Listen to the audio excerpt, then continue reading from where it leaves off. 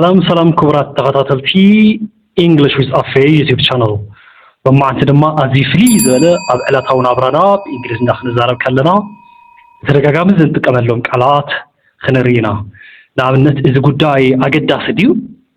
ወይካ እዚ ጉዳይ ብጣዕሚ አገዳሲ ሰላም ዲዩ ብጣዕሚ ተጨነቅክ ትመስሊ ብጣዕሚ ተጨነቅካ ትመስል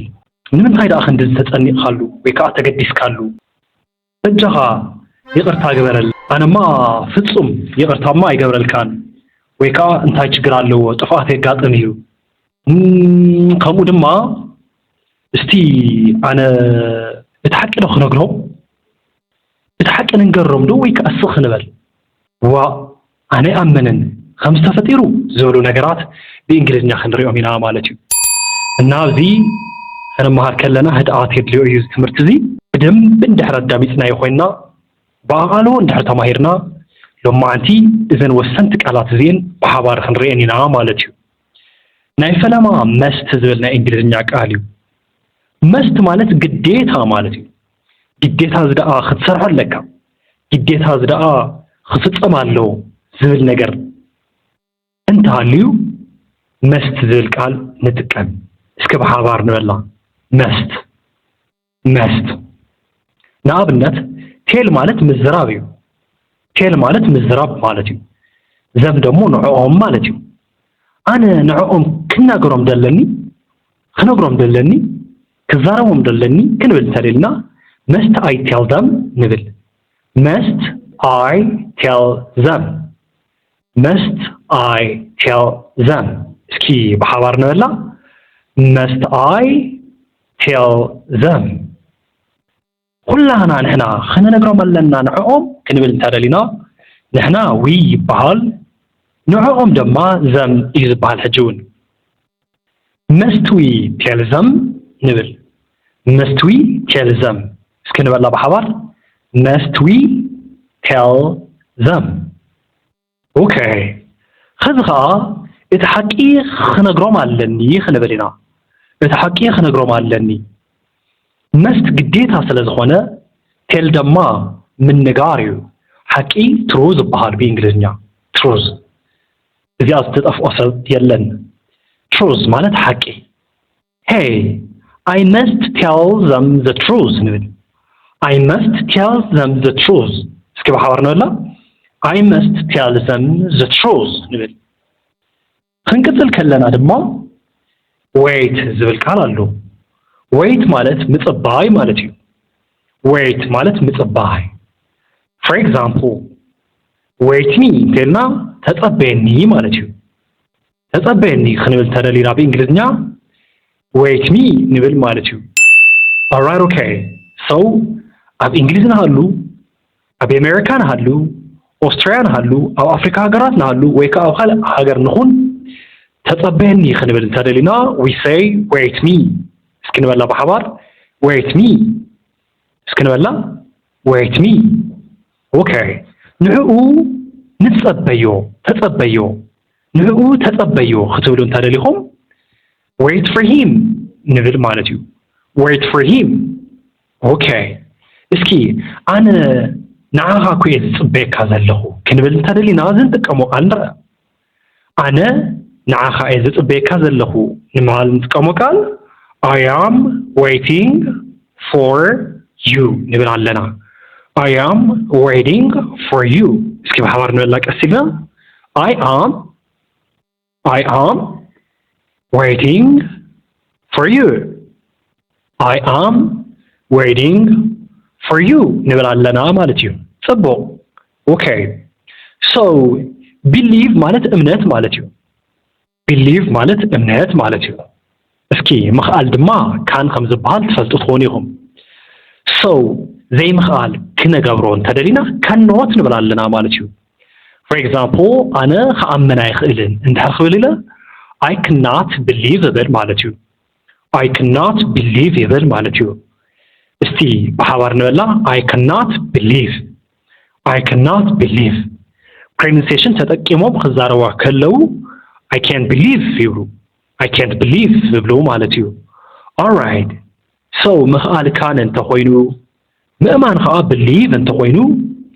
ንዓየ me ይበሃል ማለት እዩ can you believe me እንተልና ተኣምነኒ ዶ ንዓየ ትብሉ ማለት እዩ can you believe me ክንብል እንተደሊና ንዓየ ተኣምነኒ ዶ ዝኾነ ነገር ንሓደ ሰብ ክትህብዎ ወይ ከዓ ክትዛረብዎ ደሊኹም ንበል ከይድኹም እንታይ ኢኹም ትብልዎ hey I'm sorry can you believe me ትብልዎ ክትኣምነኒ ትኽእል ዶ can you believe me alright okay so if you are clear with this ምድማጽ እንታይ ይበሃል ምድማጽ እርግጠኛ እየ hear ከም ትብሉ ወይ ከዓ listen ከም ትብሉ እሺ listen ትብል ቃል ክንሓዛ listen ዝትብል ምድማጽ ማለት እዩ ክትዳምጠኒ ትኽእል ዶ ወይ ከዓ ክትሰምዐኒ ትኽእል ዶ ክንብል እንተደሊና can you listen me ንብል ኣለና can you listen me ንብል ኣለና ምክንያቱ በተደጋጋሚ ከም ዝፍለጥ ካን ማለት ምኽኣል ስለዝኾነ can you listen me እንተልና ትሰምዐኒ ዶ ማለት እዩ ትሰምዐኒ ዶ ትኽእል ማለት እዩ ኦኬ ሶ ዝኾነ ሰብ መፅዩ ክዛረበና ከሎ hey ክትኣምነኒ ትኽእል ዶ እንተይልና can you believe me ይብል ማለት እዩ እስኪ ኣነ ንዓኻ ንከዳምፀካ ምንም ዓይነት ትዕግስቲ የብለይን ኣነ ንዓኻ ንከዳምፀካ ንክሰምዕ ምንም ትዕግስቲ የብለይን ብትዝገበርካዮ ጉዳይ ተቐይመ እየ ክንብል ኢና ደሊና ሕጂ የብለይን ክንብል እንተደሊና I don't have ንብል I don't have ኦኬ ታይዳ ትዕግስቲ ዶ ቀሪምና patience ይበሃል ማለት እዩ I don't have patience እንተልኩም ኣነ ምንም ዓይነት ትዕግስቲ የብለይን ማለት እዩ I don't have patience እንተልኩም ምንም ዓይነት ትዕግስቲ የብለይን ማለት እዩ ኦኬ እስኪ በሓባር ንበልና I don't have patience I don't have patience I don't have patience ኣነ ትዕግስቲ የብለይን have ማለት በእንግሊዝኛ ሁሉ ግዜ ምህላው ማለት እዩ ኣለኒ ኣለዋ ኣለዎ ክንብል ከለና ዝንጥቀማ ቃል have ማለት እዩ ንኣብነት ትዕግስቲ ሃሊኻ ክትብሉን እንተደሊኹም ትዕግስቲ patience ይበሃል have patience ንብል ኣለና ማለት እዩ have patience ንብል ኣለና ማለት እዩ alright okay thank you very much ሕዚ ከዓ ኣገዳሲ ጉዳይ ክንብል እንተደሊና matter ይበሃል matter for example እዚ ጉዳይ እዚ ኣገዳሲ ድዩ ንማል እንተደሊና ዝኾነ ነገር ይነግረና ወይ ከዓ ዝኾነ ነገር ይህበና ሰብ ወይ ከዓ ዝኾነ ነገር ሰብ ሰርሕሞ እዚ ጉዳይ እዚ ኣገዳሲ ድዩ ክንብል እንተደሊና does it matter ንብል does it matter ማለት ኣገዳሲ ድዩ ማለት እዩ does it matter ማለት ኣገዳሲ ድዩ ኣብዚ ክልተ መልስታት ኣለውና እቲ ሓደ እወ ኣገዳሲ እዩ ክንብል ከለና እቲ ካልኣይ ድማ ኖ ኣገዳሲ ድማ ኣይኮነን ክንብል እንተደሊና እንጥቀሞ ቃል እዩ እሺ እዚ ነገር ኣገዳሲ ድዩ ክንብል እንተደሊና እንታይ ክንብል ከም ዘለና ተራዳሪና መስልኒ does it matter ንብል does it matter ንብል ኣለና ማለት እዩ እወ እዚ ጉዳይ ድማ ብጣዕሚ ኣገዳሲ እዩ ክንብል እንተደሊና yes it matters ንብል yes it matters ንብል ማለት እዩ okay what about I እዚ ጉዳይማ ኣገዳሲ ኣይኮነን ክንብል እንተደሊና no ንብል no ኢልና ግን ስኽ ክንብል የብልናን no it does not matter ንብል ማለት እዩ no it does not matter ኣሕፅርዎ ከለዉ no it doesn't matter ኢሎም የንብብዎ ማለት እዩ በpronunciation no it doesn't matter ይብሉ ማለት እዩ so thank you very much it is English with Afe YouTube channel English with Afe YouTube channel እዩ ኣብ ቀጻሊ ድማ ንዓኹም ዝኸውን ገራሚ ትምህርቲ ሒዘልኩም ከመጽ ንሕጂ ሰብስክራይብ ዝገበርኩም ተመልከተይ ቤተሰበይ ብጣዕሚ ዘመስግነኩም አንቶም ሰብስክራይብ ዘይገበርኩም ሰባት ድማ ሰብስክራይብ በመግባር አባላት እዚ ዩቲዩብ ቻናል እዚ ክትኮኑ በኽብሪ يعدمك مع اللخو يقابلك مع اللخو مالتي thank you very much goodbye